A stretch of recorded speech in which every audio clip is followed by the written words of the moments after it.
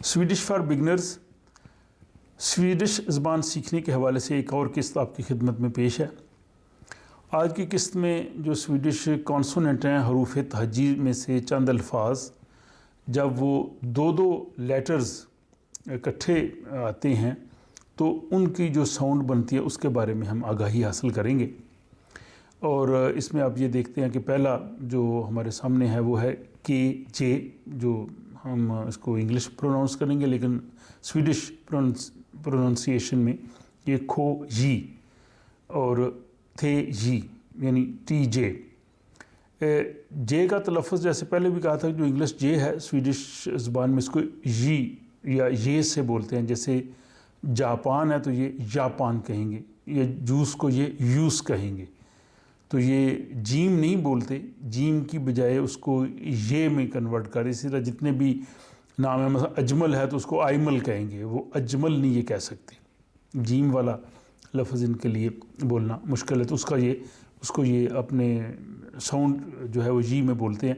लेकिन जब ये दोनों इकट्ठे आ जाएंगे तो इनका एक आवाज़ निकलेगी और ये आवाज़ जो है वो जैसे चार्ल्स में सी एच की आवाज़ है, ये या हमारे जैसे चौधरी में आवाज़ होती है सी एच की, वो निकलेगी।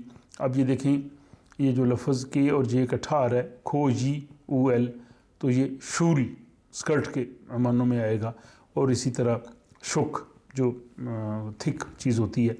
तो यहाँ ये समझना ज़रूरी है कि जे से पहले अगर डी, जी, एच और एल ये अगर चार आएंगे तो ये साइलेंट होंगे, इनकी आवाज़ नहीं आएगी और डायरेक्टली जो जे की आवाज़ है जो वो उस तरह से जो है वो शुरू हो जाएगी। इसी तरह जैसे आप ये देख लें, जैसे यूप है ये लफ्ज़ यानी डीप गहरा, तो इसमें डी की आवाज़ नहीं आ रही। या यूट, ये जो डन सेकंड फॉर्म है यूरा की, तो यहाँ भी जो है वो पहली जो फर्स्ट जी एस की आवाज़ नहीं आ रही है, ये साइलेंट है। इसी तरह ये लफ्ज़ देखें आप यूल, तो यूल में एच जो है वो साइलेंट है। तो ये इसी तरह चौथा लफ्ज़ आप देखेंगे साउंड के मानों में जो यूद है, तो एल यहाँ पे नहीं बोला जा रहा। तो ये आप याद रखिए कि जे से पहले जब भी डी, जी, एच और एल आएंगे तो उनको नहीं पढ़ेंगे, वो डायरेक्टली आप जो बाकी जो सिलेबल है उसको हम पढ़ेंगे।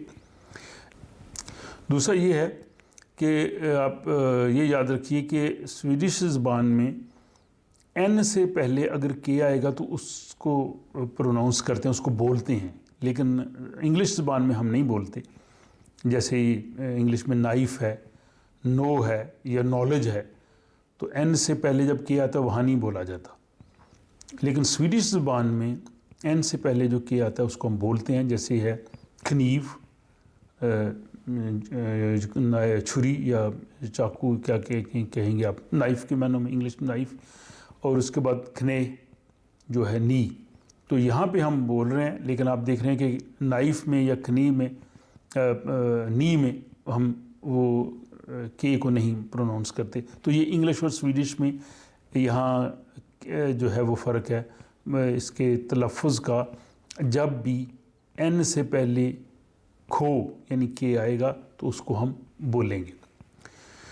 उसके बाद जो ये चार कॉन्सोनेंट्स हैं, क्यू, एक्स और डब्ल्यू या डब्ल्यू और जेड। जेड का तलफ़्फ़ुज़ स्वीडिश में सहता है, जैसे सू है या सेब्रा है, ज़ेब्रा के लिए ज़ेब्रा नहीं कहेंगे, सेब्रा कहेंगे।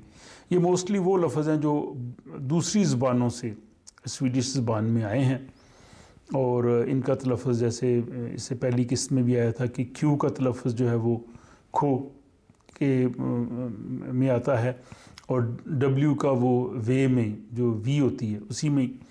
और इसी तरह जो है वो जैसे वैसे कह लें। और एक्स का तलफ़्फ़ुज़ भी जो है वो के एस इस तरह से आता है। और जेड का जो मैंने अभी बताया आपको कि ये ऐसी है कि जैसे वो अपना वॉइसलेस एस होता है सेब्रा के मानों में। इसके बाद थोड़ी सी ये है इसके टी की जो साउंड है, थे, टी की साउंड जो है वो जब जैसे ये लफ्ज़ इंग्लिश में नेशन है, तो यहाँ इसको हम इस मानों में पढ़ते हैं नेशन, लेकिन स्वीडिश में नाखून, लफ्ज़ वही है, स्पेलिंग भी वही है, तो लफ्ज़ का जो है वो फ़र्क हो गया। इसी तरह ये जो एल लफ्ज़ है ये भी यहाँ पे साइलेंट है। इब्तदा में हमने ये कहा था कि स्वीडिश ज़बान में हर लफ्ज़ हर जगह पे बोला जाता है, अमूमी तौर पे ऐसा ही है, लेकिन कुछ जगह पे साइलेंट है। तो यहाँ पे जो वर्ड है इसमें जो एल अब दरमियान में आप देख रहे हैं इसको नहीं पढ़ा जाएगा। इसके बाद आर एस जब इकट्ठा आता है तो इसका तलफ़्फ़ुज़ जो है वो एस एच जो है उस तरह से बनेगा जैसे मैश हम उसमें कहेंगे इंग्लिश में। तो आर एस स्वीडिश ज़बान में जहाँ पे आएगा, जैसे ये लफ्ज़ है, अगर इसको हम अंग्रेज़ी में पढ़ें तो परसून पढ़ेंगे, लेकिन स्वीडिश परशून। तो आर एस जो है वो इकट्ठे मिलके इन्होंने शीन की आवाज़ निकाली है, परशून। परशून नंबर जो यहाँ पे आईडी नंबर लोगों का होता है। इसके बाद आप ये देख रहे हैं कि आर डी, और टी, और एल, और एन और ये जो मुख्तलिफ़ कॉन्सोनेंट्स हैं इनका जो सेंट्रल और जो शुमाली स्वीडन के इलाका है इनमें वो उनको जो है वो इकट्ठा मिला के पढ़ते हैं दोनों कोई एक साउंड बना के, लेकिन जो साउथ वाले लोग हैं वो इनको अलग अलग जो है वो प्रोनाउंस करते हैं। तो अब जैसे ये लफ्ज़ होर्ड है, स्वोट है, बॉर्न है, तो ये इस तरह से इनका तलफ़्फ़ुज़ है। तो मुझे उम्मीद है कि आज की किस्से आपको कुछ अंदाज़ा हो गया होगा कि ये जब दो दो लेटर्स इकट्ठे आते हैं तो इनकी साउंड किस तरह बनती है। ये प्रैक्टिस है, जो ही आप पढ़ते जाएंगे, अल्फाज सुनते जाएंगे, आपको जो है वो अंदाज़ा होता जाएगा।